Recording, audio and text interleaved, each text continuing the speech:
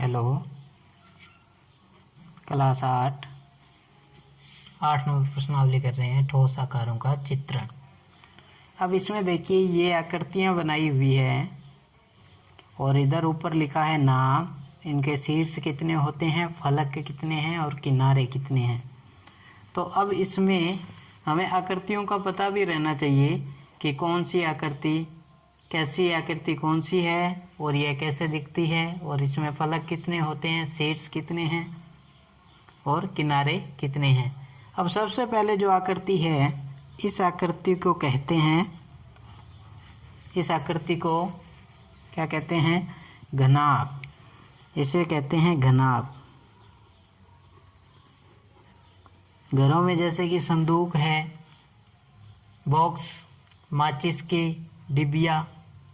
अब देखिए इसमें शीर्ष कितने होते हैं, ये होते हैं ना जहाँ पे दो बिंदु मिलते हैं, 2 3 4 5 6 7 8, ये होते हैं शीर्ष। कितने हैं, 8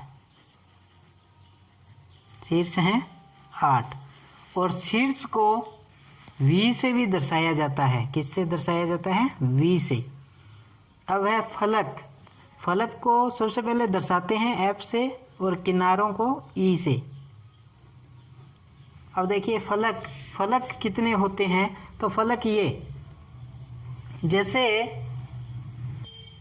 हमने एक कमरा बनाया आयताकार जैसा, उसके फलक कितने होंगे, जैसे ये 1, सामने वाला 2, इधर 3, इधर 4, ऊपर वाला 5, नीचे वाला 6, तो फलक कितने होंगे, 6 फलक। ये जो होती है ना दीवार टाइप, जैसे कि एक दीवार है तो वो एक क्या होगी, फलक।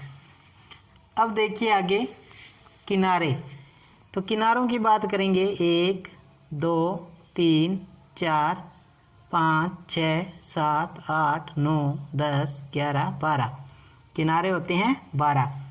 अब इसकी बात करें, ये होता है घन। अब घन और घनाभ सेम है, इसमें आयताकार है, इसमें वर्गाकार, तो इसमें भी शीर्ष 8 होंगे, फलक 6 होंगे और किनारे 12। अब देखिए इसमें नेक्स्ट जो है ये, अब देखिए ये न तो प्रिज्म है, प्रिज्म नहीं है, ये है एक चतुष्फलक, 1 2 3 4 5, ये चतुष्फलक है।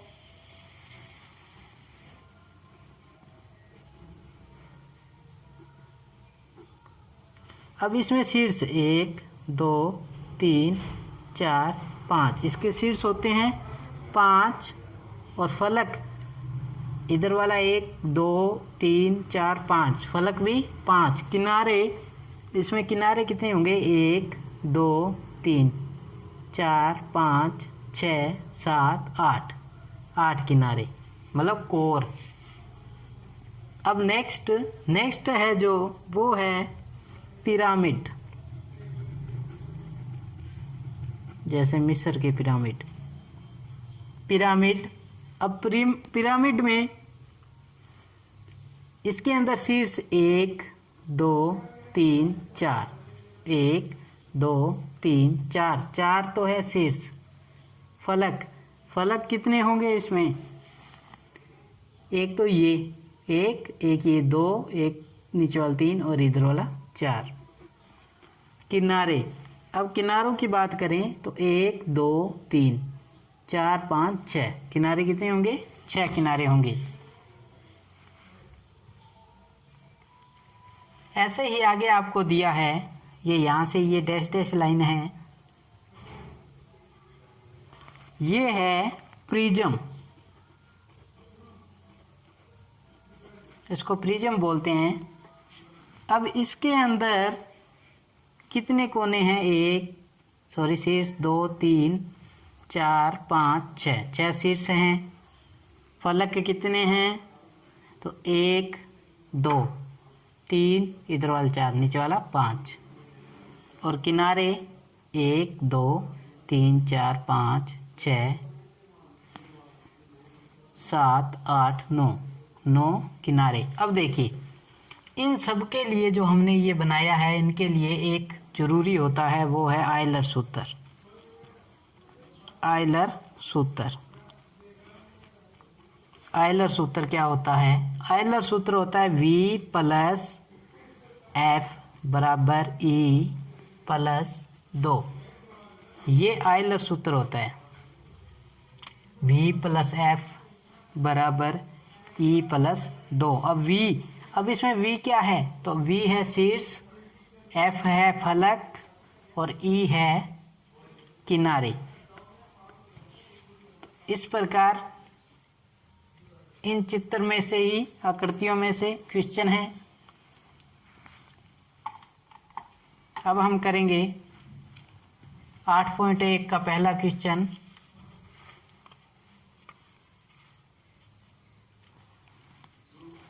पिरामिड का आधार एक बहुभुज तथा शेष फलक क्या होता है? अब पिरामिड का आधार, ये देखिए हमने पिरामिड देखा, ये नीचे वाला आधार क्या है? त्रिभुज। ये त्रिभुज है नीचे का जो बना हुआ है, तो इसमें क्या होगा? जो आधार है वो किस आकार का होता है? त्रिभुज, तो त्रिभुज आकार का होगा।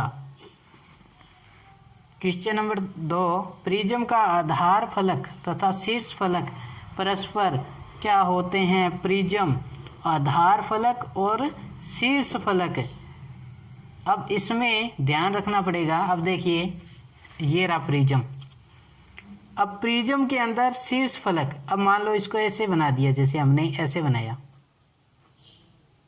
और इसके बाद ऐसे बनाया, इससे ये मिल गया, इससे ये और इससे ये। प्रिज्म का ऊपर का सिरा और नीचे का सिरा दोनों क्या होते हैं? सर्वांग सम होते हैं। क्या होंगे? सर्वांग सम। समरूप का मतलब तो हो गया एक जैसा।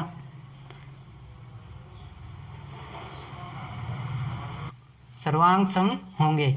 पॉइंट नंबर 3 बाद में करेंगे, पहले पॉइंट नंबर 4 देखिए। घन तथा घनाभ भी एक प्रकार के उदाहरण हैं। तो जैसे प्रिज्म होता है ना, उसी प्रकार के घन और घनाभ हैं प्रिज्म। अब क्वेश्चन नंबर 3, इस क्वेश्चन को यहाँ पे हल करेंगे। किसी बहुफलक में शीर्ष की संख्या 10 तथा फलक की संख्या 7 है, तो उसके किनारों की संख्या कितनी होगी? देखिए इसके लिए हमें जरूरत पड़ेगी आयलर सूत्र की। आयलर सूत्र क्या होता है? V प्लस F बराबर E प्लस 2। अब V बराबर क्या है? V है शीर्ष, शीर्षों की संख्या, F है फलक और E है किनारा। अब जो इसमें दिया है उसका मान रखेंगे। देखिए शीर्ष होता है V का मान दिया है 10 प्लस F, फलक होता है F, इसका मान दिया है 7 बराबर E है किनारा, तो हमें E का मान ज्ञात करना है। ये 17 बराबर E प्लस 2। जब इसको इधर लेके आएंगे तो ये किस में हो जाएगा? माइनस में। तो E का मान कितना आ जाएगा? 17 में से 2 गए 15, यानी फलक कितने फलक हो जाएंगे? 15। तो ये हमारा आंसर होगा, फलक हो जाएंगे 15। इस प्रकार से हम कोई भी इस सूत्र की सहायता से कोई भी क्वेश्चन कर सकते हैं जिसमें आपको शीर्ष, फलक या किनारा उसका पूछा हो। इस प्रकार हम ये क्वेश्चन कर सकते हैं। धन्यवाद।